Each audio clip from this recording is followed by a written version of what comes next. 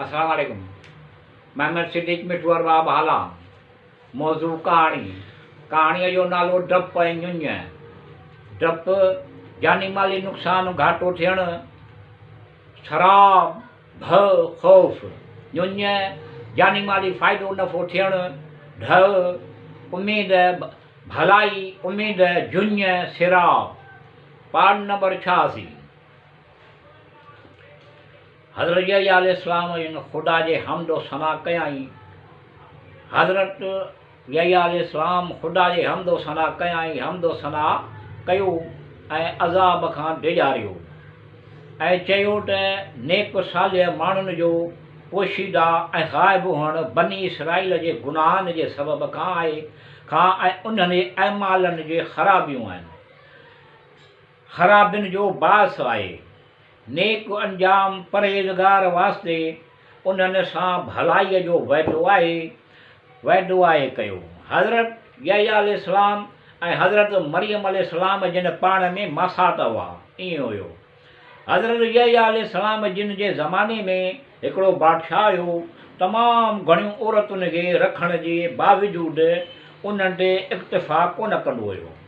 बनी इसराईल जी हिकु ज़ानिया औरत सां ज़ना कंदो हुयो, एसी ताईं जो इहा औरत पोड़ी थी वई, ईअं हुयो। उन औरत खे छोकिरी हुई, ईअं ॾियो। देश चयो कामनि खे किताबनि में लिखियलु आहे, ईअं हुयो। मनक़ूल आहे ज़नाकार हिकु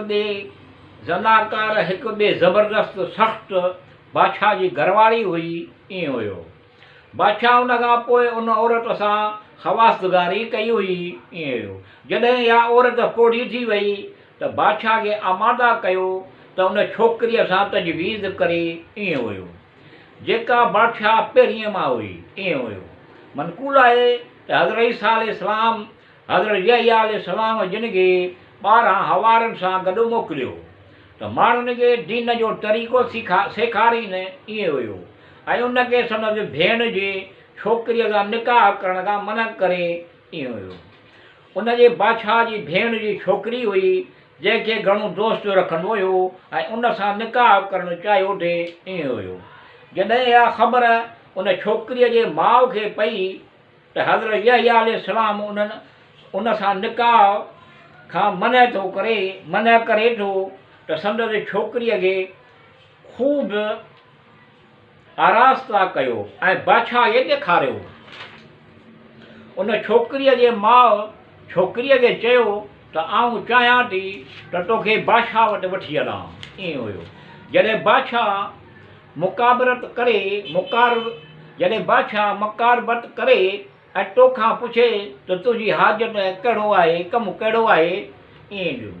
तूं चइजांइ त हज़रत यहया अलैहिस्सलाम बिन हज़रत ज़करिया अलैहिस्सलाम जो क़त्लु चाहियां थी, ईअं हुयो। छोकिरीअ ईअं ई कयो। बादशाह छोकिरीअ खां 3 भेरा पुछियो।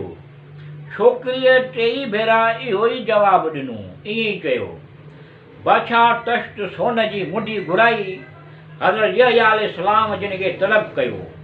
हज़रत यहया अलैहिस्सलाम जो सिरो कढ सघे उन ई तश्त सां काटियो।